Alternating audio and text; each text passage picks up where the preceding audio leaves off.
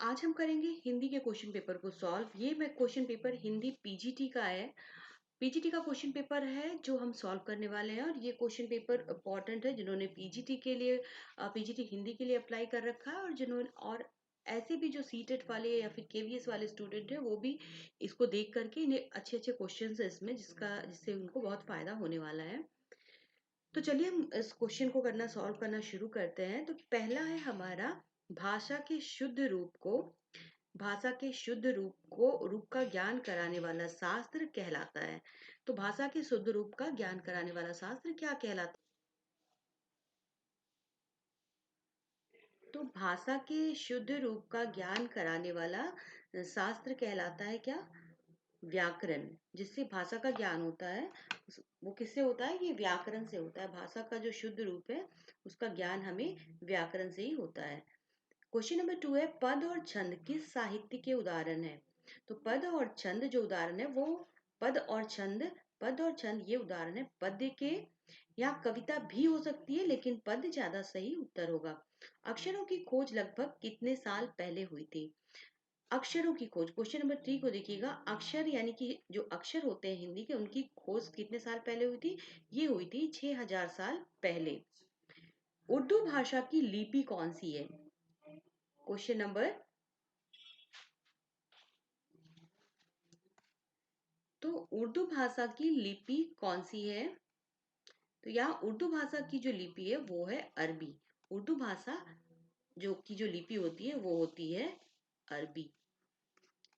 अगला है, भाषा का कौन सा रूप बोली कहलाता है? भाषा का कौन सा वो रूप होता है जिसे हम बोली कहते हैं? अल्प विकसित होता है, विकसित होता है, या फिर अविकसित है, या फिर बहुविकसित है? कौन सा रूप बोली कहा जाता है? तो जो भाषा होती है, जो लैंग्वेज होती है, उसका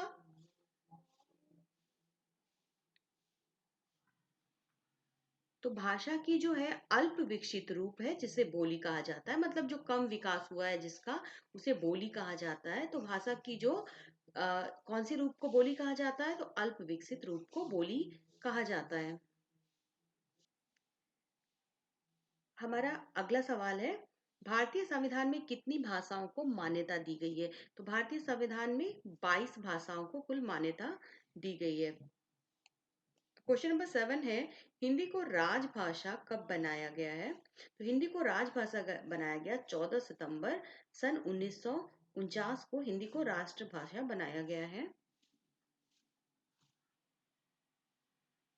अगला सवाल है, मराठी भाषा किस किस लिपि में लिखी गई है? तो मराठी भाषा कौन सी लिपि में लिखी गई है? तो मराठी भाषा जो लिखी गई है वो लिखी गई है किसमें?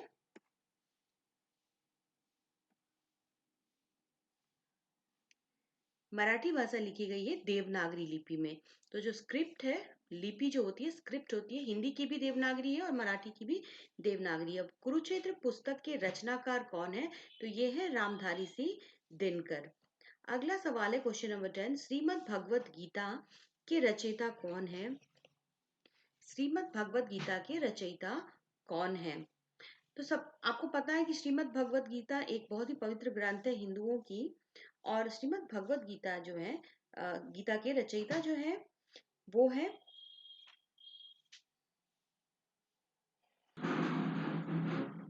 तो आपको पता होगा कि श्रीमद् भगवत गीता जो है इसका इसका जो उपदेश दिया गया था, सबसे पहले श्री कृष्ण ने जो रणभूमि थी जहाँ पर कौरव और पांडवों का युद्ध हुआ था वहां पर दिया था, इन्होंने ये उपदेश दिया था।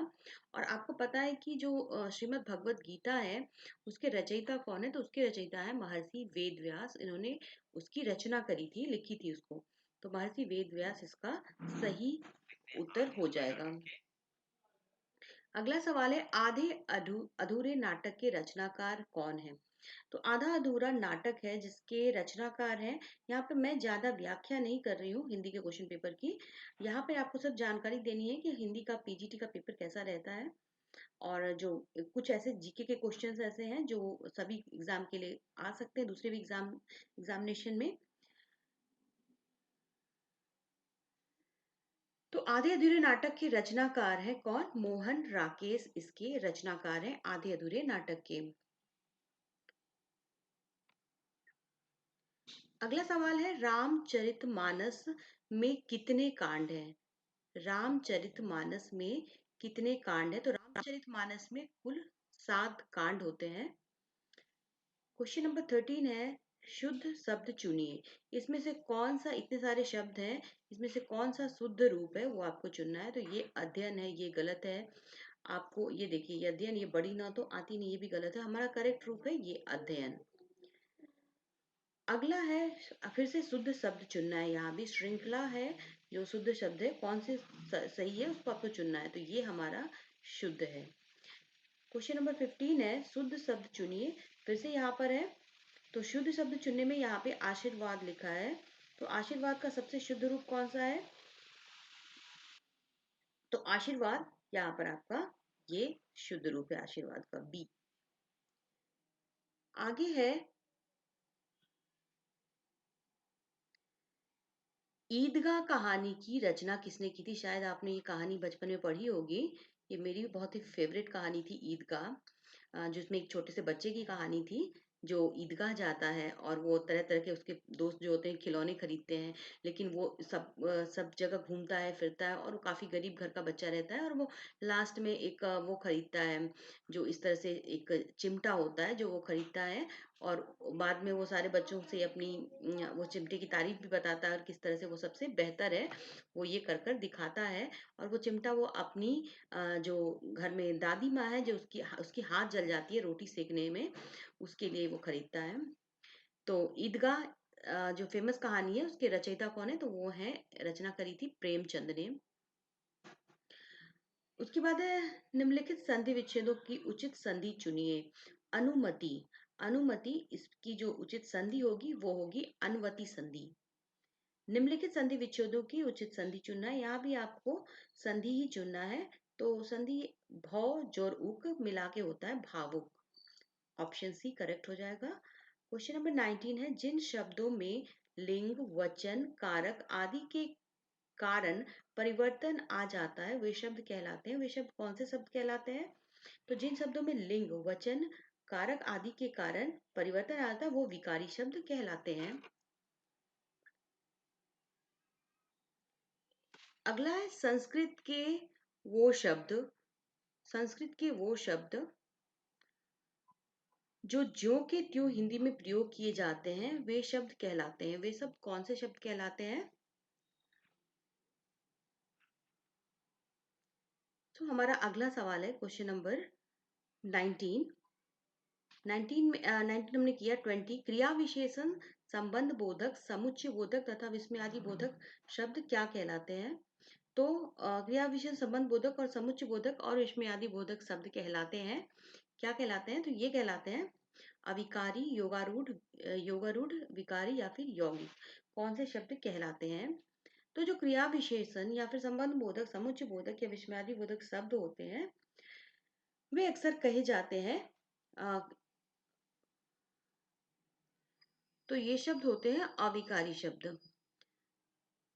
अविकारी शब्द। आगे, संस्कृत के जो शब्द ज्यों के त्यों हिंदी में प्रयोग किए जाते हैं वे शब्द कहलाते हैं। तो वे कहे जाते हैं तत्सम शब्द।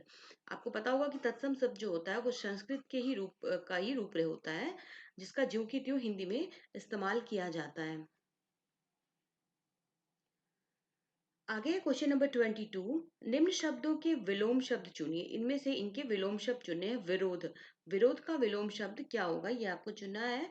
तो विरोध, इसका विलोम शब्द होगा, जो विरोध होगा, तो विरोध का जो विलोम शब्द होगा यहाँ पर, विरोध यानी कि विरोध करना, किसी का विरोध करना यानी अपोज करना। तो विरोध का विलोम शब्द क्या होना चाहिए? साथ होना चाहिए, सहयोग होना चाहिए, समर्थन या फिर सहकार। तो इसका जो होगा ये होगा समर्थन। इसका विलोम शब्द समर्थन होगा। आगे है, फिर से विलोम शब्द ही चुनना है आपको। निर्मल, निर्मल का विलोम शब्द क्या होगा? निर्मल, निर्मल यानी कि साफ, स्वच्छ होता है निर्मल। तो निर्मल का जो विलोम शब्द होगा वो होगा मलिन। और अगला है 24, निम्न शब्दों के विलोम शब्द चुनिए। यहाँ भी है विलोम शब्द मूर्ख। तो मूर्ख का जो विलोम शब्द होगा, मूर्ख यानी कि जिसको हिंदी में मूर्ख को फूल कहते हैं, फूल भी कहा जाता है। तो मूर्ख का ज्ञानी होता है। विलोम शब्द। तो मूर्ख का विलोम शब्द हो जाएगा ज्ञानी।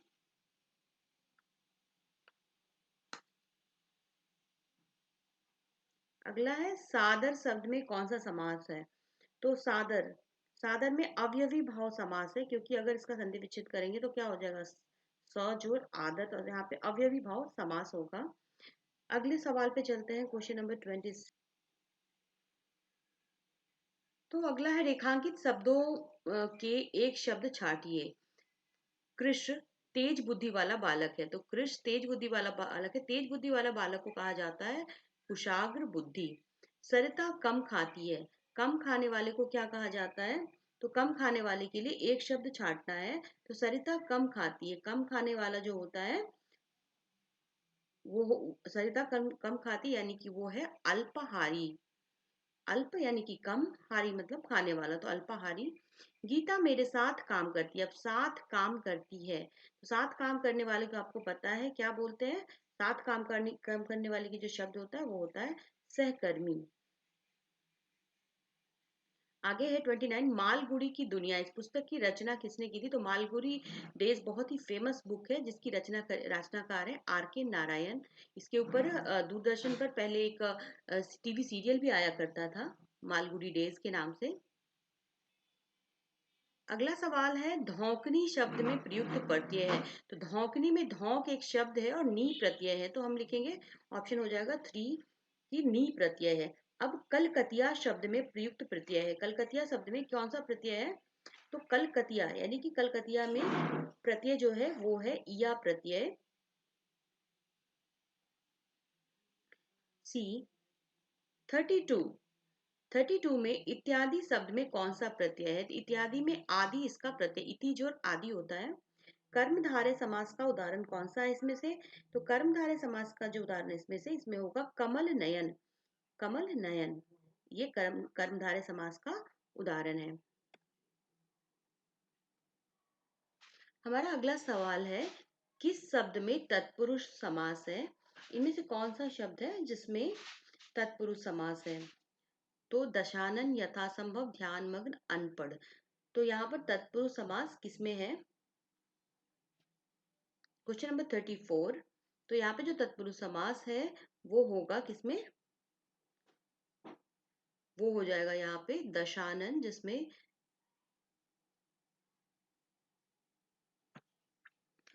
सॉरी, तो यहाँ पे तत्पुरुष समास जो है ना दशानन तो नहीं हो, क्योंकि ये द्विगु समास होगा।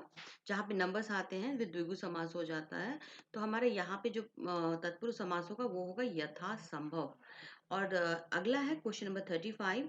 यहाँ पर है कि द्विगु समास के लिए उदाहरण है। तो आप देखो, आपको पता है कि द्विगु समास कौन से होते हैं? तो द्विगु समास यहाँ पे देश निकाला मंदबुद्धि महात्मा पंजाब। तो पंजाब में 5 यानी कि नंबर का हुआ है, तो ये पंजाब यहाँ पर द्विगु समास हो जाएगा। अगला सवाल है रचना के आधार पर शब्द के कितने भेद होते हैं? तो आपको पता है कि रचना के आधार पर शब्द के 3 भेद होते हैं। अब क्वेश्चन नंबर 37 है निम्न शब्दों के उचित बहुवचन विकल्पों में से चुनिए। तो विद्यार्थी, विद्यार्थी का बहुवचन क्या होगा? तो विद्यार्थी, विद्यार्थी जन, विद्यार्थी गण, विद्यार्थी लोग, विद्यार्थियों। तो जो होगा यहाँ पे विद्यार्थियों, इसका सही बहुवचन होगा। तो अगला सवाल है मित्र। मित्र का आपको बहुवचन चुनना है। तो मित्र का जो बहुवचन होगा वो होगा मित्रगण। अयोध्या नगरी किस नदी के किनारे है? अयोध्या नगरी किस नदी के किनारे है? आपको पता है कि अयोध्या नगरी सरयू नदी के किनारे है। और आप अगर देख पा रहे होंगे तो क्वेश्चन जो है, जितने भी क्वेश्चन आप देख रहे हैं बहुत ही इजी क्वेश्चंस है। कितना है, पीजीटी के जो क्वेश्चन है काफी इजी है। ये क्वेश्चन जो है AWES आर्मी पब्लिक स्कूल में पूछा गया है। तो काफी आसान से सवाल है, आराम से जिसको थोड़ी सी भी नॉलेज होगी वो आराम से कर सकता है। मेरा पीजीटी हिंदी नहीं है, लेकिन फिर भी मैं क्वेश्चन पेपर को सॉल्व कर पा रही हूँ। अब यहाँ देखो, बाहर कोई खड़ा है। इसमें इस शब्द में कौन सा सर्वनाम है? तो बाहर कोई खड़ा है तो निजवाचक नहीं होगा, निश्चयवाचक अनिश्चयवाचक होगा, क्योंकि यहाँ पर पता नहीं है बाहर कौन खड़ा है। तो बाहर कोई खड़ा है। अगला है रेखांकित शब्द में सर्वनाम का भेद है। तो रेखांकित शब्द जो है उसमें सर्वनाम का कौन सा भेद है? तो यहाँ पे लिखा हुआ है कि माली ने पौधों को स्वयं पानी दिया। तो स्वयं पानी दिया यानी कि यहाँ पर निजवाचक सर्वनाम आएगा। अगला हमारा सवाल है यहाँ पर शब्द पद कब बन जाता है? जब स्वतंत्र रूप से उसका प्रयोग हो, जब वह शब्द पद कहलाए, जब वह वाक्य का महत्वपूर्ण शब्द हो, जब वह वाक्य में व्याकरण के नियमों के साथ प्रयुक्त हो। तो इसका आंसर होगा जब वह व्याकरण के नियमों के साथ प्रयुक्त होता है तब वह पद बन जाता है। अगला है क्वेश्चन नंबर 43। तुम के सही विशेषण पर निशान लगाइए। जो तुम का सही विशेषण बना है उस पे निशान लगाना है। तो तुमसे तुम्हें, तेरा, तुम्हारा, तुमको। तो तुम्हारा जो है ये इसका सही विशेषण होगा। हम बोलते हैं ना तुम्हारा, तो ये विशेषण का रूप है तुम का विशेषण रूप है तुम्हारा। अगला है फेन। फेन का सही विशेषण छाटिए। तो फेन जो है शब्द उसके सही शब्द है फेना, फेनल, फेनिल या फिर कोई नहीं। फेन का सही विशेषण आपको बताना है। तो फेन जो है क्वेश्चन नंबर 44 में मुझे थोड़ा सा डाउट है। इसका आंसर अगर आपको पता हो तो मुझे जरूर कमेंट में लिख के बताना। मैं इस क्वेश्चन को छोड़ रही हूँ। अगले क्वेश्चन में चल रही हूँ 45। खड़ी बोली का सर्वप्रथम लोकप्रिय कवि कौन माना जाता है? तो खड़ी बोली का जो सर्वप्रथम लोकप्रिय कवि जो है ना अमीर खुसरो को माना जाता है। अमीर खुसरो जो है खड़ी बोली के जो है ना पहले ऐसे लोकप्रिय कवि हैं। अगला क्वेश्चन नंबर 46। कामायनी के रचयिता कौन है? कामायनी जयशंकर प्रसाद की बहुत ही उत्कृष्ट रचना है। Question number 47। रसीदी टिकट निम्न में से किसकी आत्मकथा है? रसीदी टिकट ये है अमृता प्रीतम, इनकी आत्मकथा है रसीदी टिकट।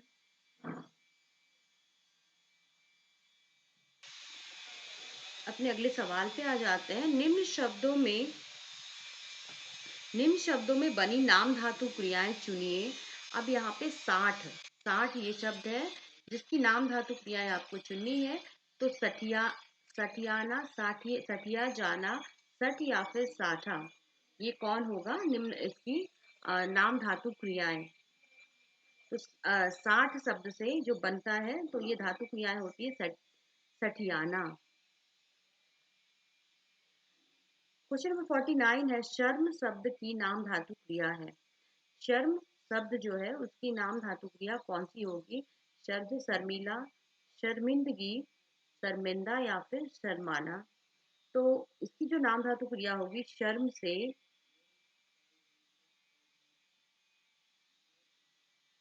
ये हो जाएगी शर्माना। अगला क्वेश्चन नंबर 50। वाक्यांश के लिए एक शब्द दीजिए। ढलती उम्र। ढलती उम्र के लिए एक शब्द देना है। अधेड़, युवा, वयोवृद्ध या फिर अधड़। तो अधेड़ जो है ना ये होगा ढलती उम्र के साथ। ढलती उम्र मतलब अधेड़। 51 है प्रकृति का सुकुमार कवि किसे कहा जाता है? तो प्रकृति का सुकुमार कवि किसे कहा जाता है? तो प्रकृति का सुकुमार कवि जो है ये कहा जाता है सुमित्रा नंदन पंत जी को। तो सुमित्रा नंदन पंत जी जो है ना वो प्रकृति के सुकुमार कवि भी कहे जाते हैं। तो ये इसका आंसर हो जाएगा बी सुमित्रा नंदन पंत। और सुमित्रा नंदन पंत जी का जन्म हुआ था अल्मोड़ा के कोसानी नामक जगह पे। इनका जन्म हुआ था 20 मई को। 20 मई कब? 1900 में इनका जन्म हुआ था।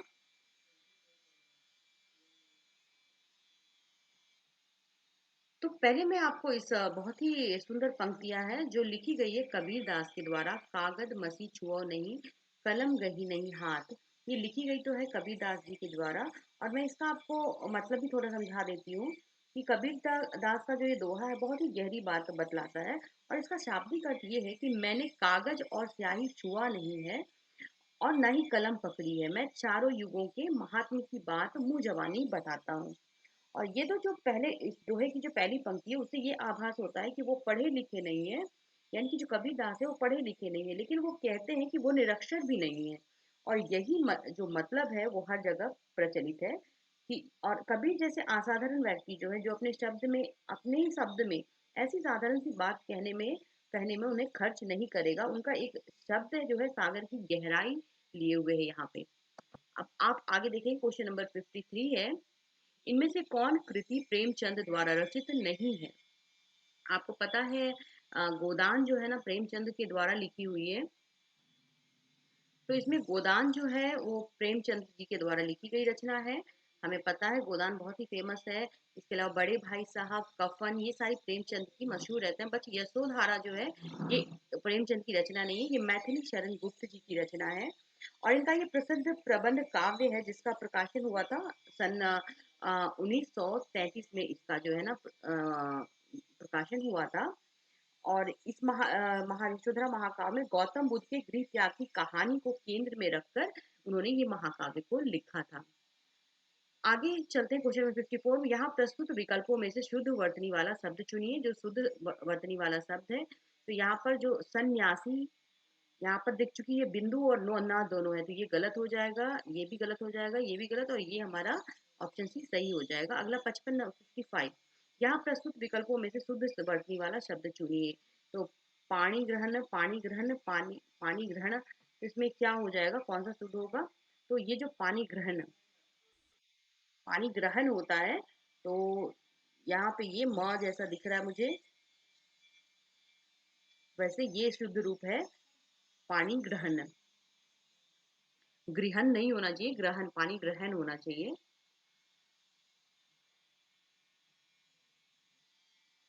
तो हमारा जो क्वेश्चन नंबर 56 है उस पे आ जाते हैं।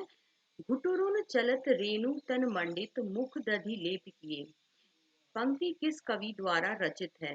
तो ये जो बहुत ही एक प्रसिद्ध कविता थी हमारे कवि सूरदास जी की, राग बिलावल में। तो उन्होंने कहा था, शोभित कर नवनीत लिए, घुटुरनी चलत रेणु तन मंडित मुख दधि लेप किए। उन्होंने उसमें ये पंक्ति का उच्चारण किया था। चारु कपोल लोल लोचन गोरोचन तिलक दिए, लट लटकनी मनुमत मधुप गन मादक मधु ही पिए, कटुला कंठ व्रज केहरी नख राजत रधुर हिए, धन्य सूर एकौ पल इहीं सुख का सतकल्प ये बहुत ही प्रसिद्ध कविता है, इसलिए मुझे कविता थोड़ी याद थी। जिसका मतलब ये होता है कि सूरदास जी कह रहे हैं कि श्री कृष्ण अभी बहुत छोटे हैं और यशोदा के आंगन में घुटनों के बल ही चल पाते हैं। एक दिन उन्होंने क्या किया, ताजा माखन निकाला और हाथ में लिया और लीला करने लगे। तो कृष्ण के छोटे से हाथ में ताजा माखन जो है शोभा मान है, और उस माखन को लेकर जो वो घुटनों के बल चल रहे हैं, तो उनके शरीर पर रेणु, रेणु यानी कि धूल, जो धूल है मिट्टी की रज लग रही है, और उनके मुंह पे जो दही लिपटा हुआ है, उनके कपोल जो यानी कि उसके गाल सुंदर, और नेत्र जो है ना वो चपल हैं। वो इनसे उनकी वर्णन कर रहे हैं। और ललाट जो है वो कैसा है, वो उनके गोरोचन, गोरोचन का तिलक लगा हुआ है उनके ललाट पे। तो ये है सूरदास जी की रचना। चलिए आगे चलते हैं क्वेश्चन नंबर 57 में। अब जो अगला सवाल है क्वेश्चन नंबर 57, लट लटकनी मनु मत मधुपगन पादक मधु ही पिए में कौन सा अलंकार है, ये बताना है। तो अब जो ये इसमें जो लिखा हुआ है पंक्ति है जो है, इसमें कल्पना है, उत्प्रेक्षा अलंकार है। उत्प्रेक्षा अलंकार मतलब यहाँ पर क्या होता है, कल्पना है। कल्पना है कि इस कल्पना की संभावना है, क्या होता है जब दो वस्तु कल्पना, ये अब उत्प्रेक्षा अलंकार कब इस्तेमाल होता है, जब दो वस्तु में भिन्नता रहते हुए भी हम क्या करते हैं, जब उपमेय और उपमान की कल्पना की जाती है, तो उपमेय और उपमान के का जो है ना एक समान होने की संभावना व्यक्त किया जाता है, तो ऐसे में उत्प्रेक्षा अलंकार होती है। यानी कि कल्पना या संभावना की अभिव्यक्ति के लिए जनु, जानू, मनु यानी कि मनहु, मनहु, मानो, जिमी जैसे, इव आदि, ये सब क्या है, कल्पना सूचक शब्दों का प्रयोग होता है। तो ऐसे में क्या बोलते हैं, इसे उत्प्रेक्षा अलंकार बोलते हैं। लट लटकनी मनु मत ये सब है तो ये कौन सा अलंकार है, उत्प्रेक्षा अलंकार है। तो यहाँ पर इसमें कौन सा अलंकार है ये आपको बताना है। हेरी हियो जू लियो हरी जू हरी, तो यहाँ पे जू और हरी, इसका मतलब हो रहा है यहाँ पे जू और प्राण। तो यहाँ पे जो है, यहाँ पे होना चाहिए अलंकार, मैं श्योर नहीं हूँ, पर यहाँ पर जो है अतिशयोक्ति अलंकार होना चाहिए। आप इसका आंसर कमेंट में लिख सकते हो अगर आपको ज्यादा पता है तो। अंधेर नगरी नाटक के रचयिता कौन है? अंधेर नगरी जो है वो भारतेंदु हरिश्चंद्र की बहुत ही प्रसिद्ध रचना है। तो अंधेर नगरी के रचयिता है भारतेंदु हरिश्चंद्र। भारतेंदु हरिश्चंद्र बहुत ही प्रसिद्ध साहित्य लेखक और कवि हैं। उनका जो साहित्य और रंगमंच के जनक के रूप में भी उन्हें जाना जाता है। और उनका जन्म हुआ था वाराणसी में, और 6 जनवरी 1885 में उनका निधन भी हो गया था, भारतेंदु हरिश्चंद्र का। हमारा अगला सवाल है, सांध्य गीत की रचना किसने की है? तो सांध्य गीत की रचना जो है ये महादेवी वर्मा ने की है। ये सांध्य गीत एक्चुअली है क्या?